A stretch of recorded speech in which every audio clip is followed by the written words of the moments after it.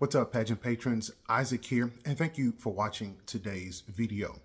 I want to talk about Adam G, how he is in a bit of hot water with the Miss Universe Philippines.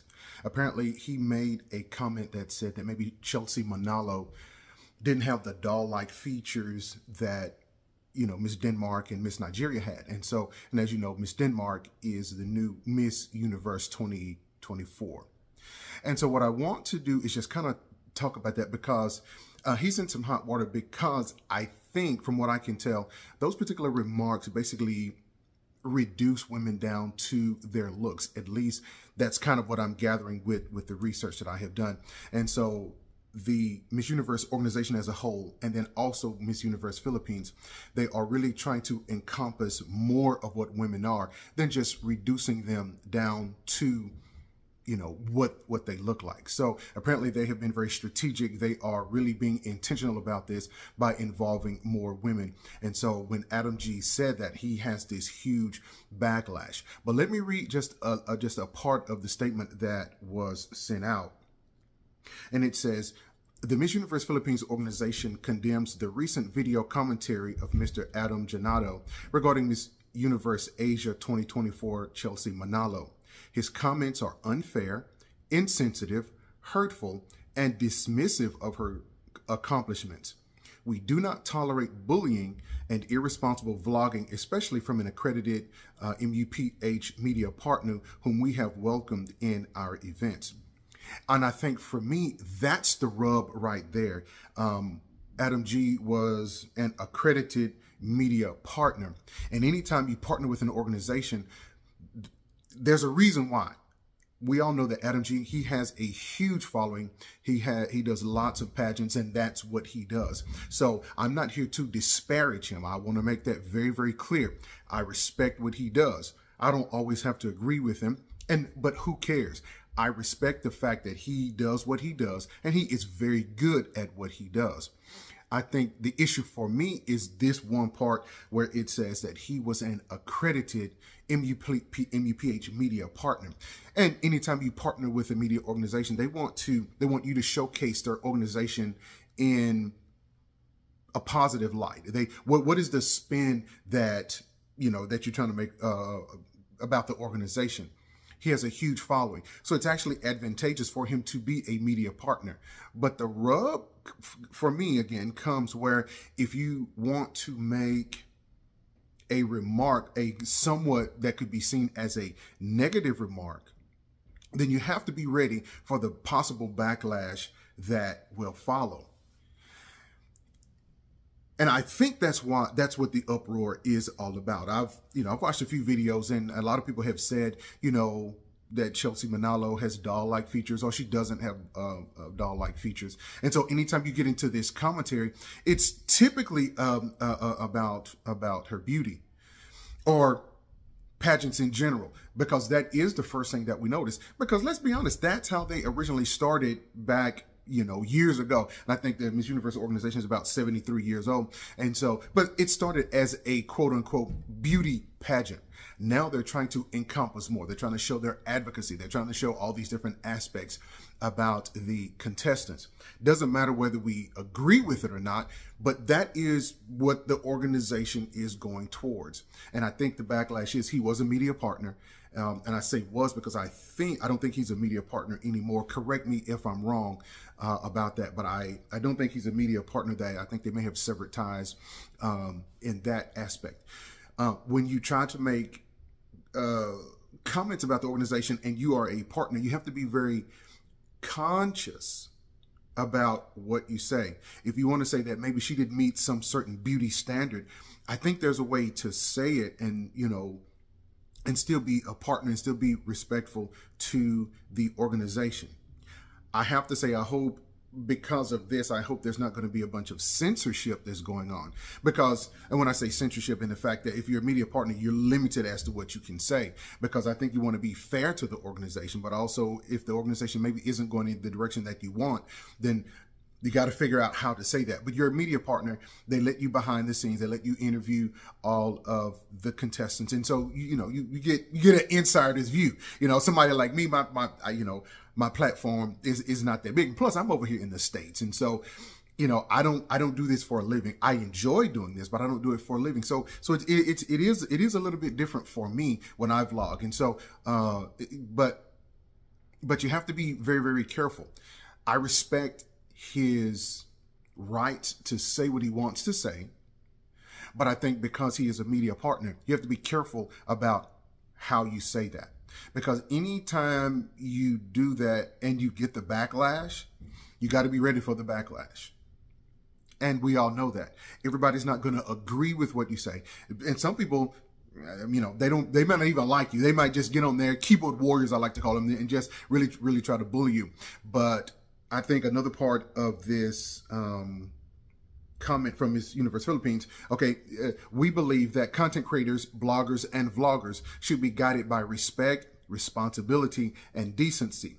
In particular, we believe pageant vloggers should exercise greater care in expressing opinions about our delegates and delegates, hope I said that correctly, and refrain from making demeaning statements.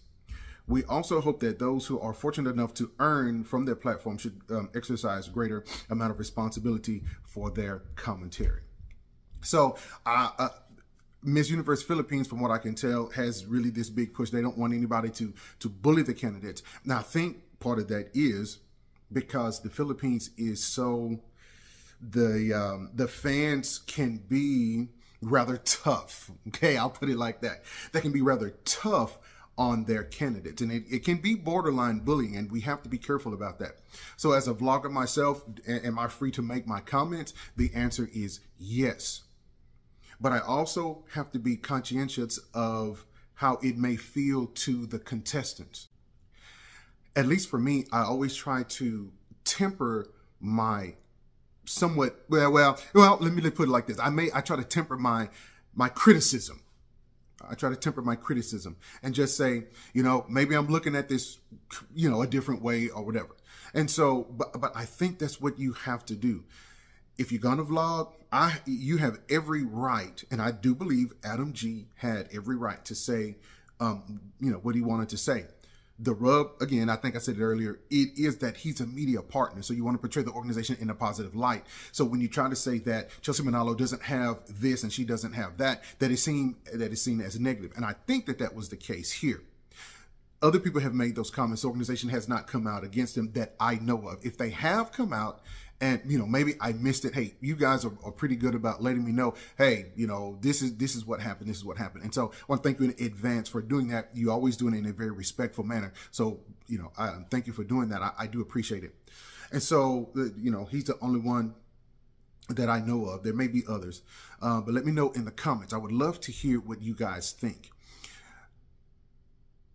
We are responsible, bloggers, vloggers, those of us that do this, especially those that get paid to do this. Most of you know I have 3 jobs, and so I simply do this on the side for fun. I like to research, and I have Filipino friends, and that's really how I got into it. And so, but those that earn and it's your job, you want to do the research as much as possible. Well, what you say damage the contestant? Will it damage the organization? You have a right to say it. You do have a right to say it, but you also have to be ready for the backlash, positive. And when I say backlash, positive and negative. Okay. Whenever you say that the organization is glowing, they're doing these wonderful things, and everybody wants to jump on your bandwagon. Hey, yeah, our organization is great. But there are times when, as a vlogger, you do want to be, and when I say critical, it's a critical analysis. It's not the fact that you're saying that, oh, she sucks and all of this kind of stuff. It's a critical analysis. And if you are really doing critical analysis and you say it in such a way, this is what I think. Well, let me know what you think. Those kind of things. You want to engage your audience, and that's really what we try to do. It is that engagement. And so some people love it, some people hate it. I'm interested to see, because I'm over here in the States, I'm really interested to see what people in the Philippines think about it. We all know that the Philippines is one of those countries that everyone is trying to cater to, because the Philippines has a huge fan base. That's one. 2, the fans are very active on social media. That's 2. And the third is, I would even say Filipinos are very much nationalistic. And when I say nationalistic, they are very, very proud of their country. And I say those three things because, you know, most of you already know. If you don't know, I have very, very close with Filipinos. Just what it is. And so if you have any questions, just let me know. But those are three things that I have found about Filipinos. Very friendly, but they're very nationalistic. They love their country. They're very proud of their country. They're very proud of the accomplishments of people from their country. And it's seen as a personal attack sometimes when you say something negative. I've experienced that myself when I said something that was seen as negative, and I have to be ready for the backlash. I have to be ready for those that say, "Oh, Isaac, you suck," and "I disagree," and all this kind of stuff. I have to be ready for that. And so I'm going to say the same to Adam G.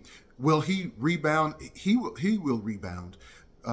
His platform, he may lose some followers. I think he may lose some followers.